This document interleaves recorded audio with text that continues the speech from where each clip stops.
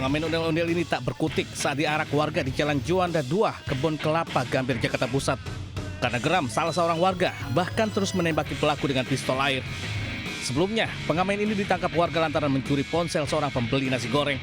Pelaku berpura-pura meminta uang kemudian mengambil ponsel di bangku saat pemiliknya lengah. Aksinya terbongkar setelah korban memeriksa rekaman CCTV dari salah satu rumah warga. Ia akhirnya ditangkap saat mengamen di lokasi yang sama. Usai diamankan di pos RW, pelaku kemudian diarak kembali hingga ke Polsek Metro Gambir untuk diserahkan kepada petugas kepolisian. Dari Jakarta, Rani Sanjaya News melaporkan.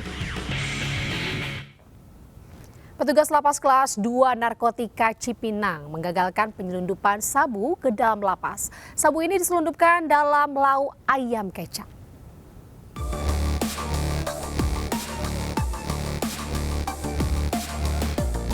Petugas lapas kelas 2 narkotika Cipinang menggagalkan penyelundupan sabu ke dalam lapas. Penyelundupan dilakukan salah satu pengunjung yang hendak menjenguk salah satu narapidana. Kejadian bermula saat petugas menggeledah barang di area layanan pengunjung. Petugas curiga dengan bungkusan makanan ayam kecap yang dibawa oleh salah satu pengunjung.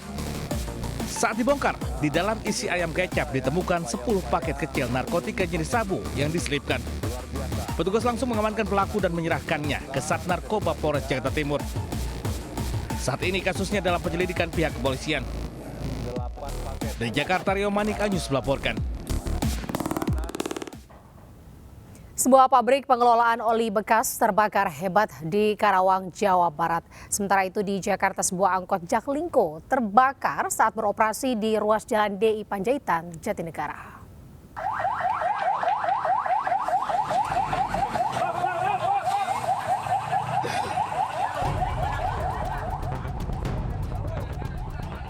Sebuah pabrik pengelolaan oli bekas dan limbah cair di wilayah Kecamatan Karawang Barat, Jawa Barat, Kamis malam terbakar hebat hingga menimbulkan beberapa kali ledakan dan dentuman keras.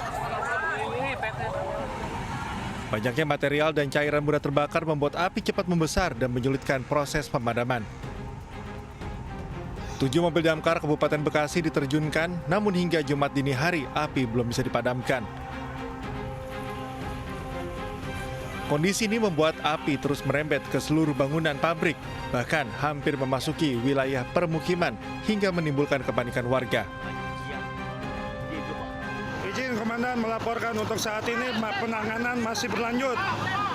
Belum diketahui pasti penyebab terjadinya kebakaran pabrik ini. Petugas juga belum mengetahui adanya korban jiwa dan korban luka, namun kerugian akibat peristiwa ini mencapai miliaran rupiah. Dari Karawang, Jawa Barat, Rudi Setiawan, iNews melaporkan.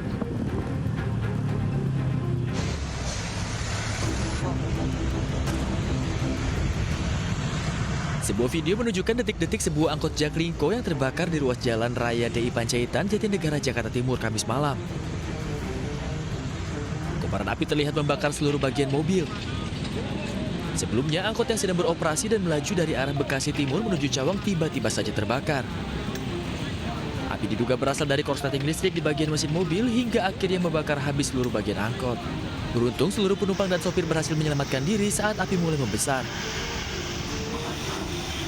Mobil angkot yang terbakar akhirnya berhasil dipadamkan setengah jam kemudian dengan menurunkan sedikitnya 3 unit mobil pemadam kebakaran.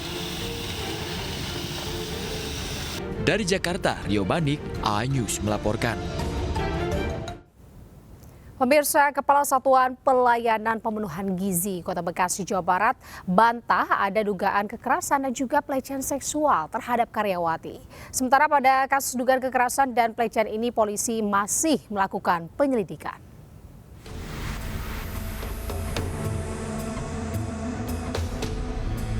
Kasus dugaan kekerasan dan pelecehan seksual yang menimpa RDA, pegawai SPPG di Kota Bekasi, Jawa Barat masih dalam penyidikan polisi.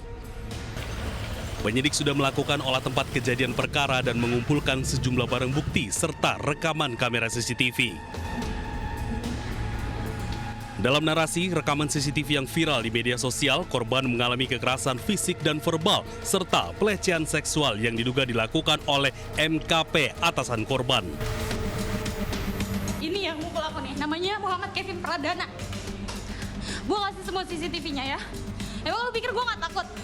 Korban yang tak terima melaporkan atasannya ke Mapolres Metro Bekasi Kota.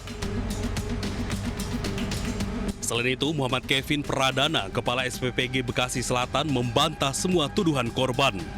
Bisa saya jelaskan, kemarin itu saya megang tangan dia itu bukan tindakan, bukan pelecehan, tapi saya sedang minta maaf kepada dia untuk memulai bekerja besok lagi secara normal. Sebelumnya, penyidik unit PPA Satreskrim Polres Metro Bekasi Kota telah melakukan olah tempat kejadian perkara untuk mengetahui rangkaian kasus tersebut. Polisi juga memeriksa sejumlah saksi-saksi. Sementara itu, rekaman CCTV di lokasi kantor SPPG Jatimekar juga turut disita. Terhadap perkara dimaksud, kita sudah terima laporan polisi dan anggota kami juga sudah melakukan pengecekan TKP. Sementara ini nanti kita akan jadwalkan untuk permintaan keterangan dari para pihak. Sementara itu dulu yang bisa saya sampaikan, karena pelapor belum bisa menghadiri, kita meminta keterangan. Sebelumnya, video viral di media sosial seorang karyawati SPPG dinarasikan dianiaya atasannya di SPPG wilayah Jatimekar, Kota Bekasi, Jawa Barat. Selain kekerasan fisik, korban disebut juga mengalami pelecehan seksual oleh terduga pelaku. Tim Liputan iNews melaporkan. Pemirsa, Kepala Desa Munjul, Pandeglang, Banten, Iip Suramiharja ini mengakui sosok laki-laki dalam video mesum yang beredar adalah dirinya. Ia menyebut aksi tidak senonoh dalam video itu terjadi sudah lama sebelum dirinya menjabat sebagai kepala desa.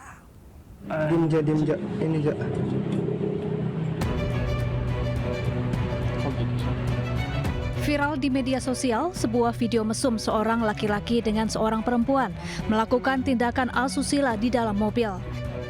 Belakangan diketahui aktor dalam video tersebut merupakan Kepala Desa Munjul, Pandeglang, Banten, Iip Suramiharja. Namun belum diketahui siapa perempuan dalam video. Iip yang telah menikah dan memiliki 2 orang anak ini mengakui sosok laki-laki dalam video mesum yang beredar adalah dirinya. Ia menyebut aksi tak senonoh dalam video itu terjadi sudah lama sebelum dirinya menjabat sebagai kepala desa. Saya dilantik kemarin kurang lebih tanggal 14 Agustus dan saya yakin dari tanggal 14 Agustus sampai hari ini kode etik, sumpah jabatan saya selalu jaga. Artinya saya yakin bahwa gelar peristiwa itu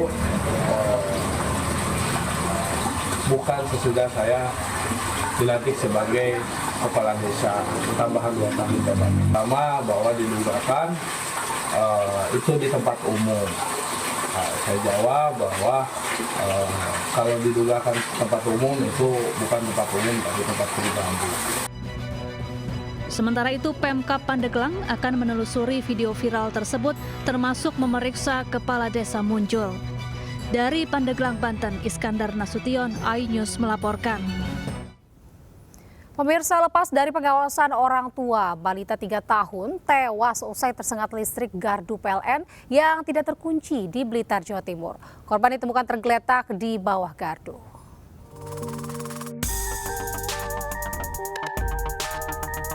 CCTV warga merekam kronologis kejadian tragis yang menimpa AR, balita 3 tahun, warga Desa Popo, Kecamatan Selopuro, Kabupaten Blitar, Jawa Timur, yang ditemukan meninggal dunia usai tersengat listrik gardu PLN. Dari rekaman tersebut, korban membuka dan menyentuh kabel di dalam panel, kemudian korban terjatuh dan tak berdaya hingga ditemukan tewas di lokasi. Dari penyelidikan polisi, kejadian menimpa korban merupakan kelalaian dari 2 pihak, yakni pihak PLN dan orang tua korban. PLN dinilai lalai, tidak mengunci panel gardu PLN, sementara orang tua korban biarkan balita malang tersebut lepas dari pengawasan. Hasil olah TKP dipastikan anak ini tersengat oleh aliran listrik yang ada di gardu PLN, di mana gardu ini ternyata tidak terkunci. Jadi langkah-langkah dari pihak kepolisian akan meminta klarifikasi dari pihak PLN yang rencananya pada hari ini akan dipanggil.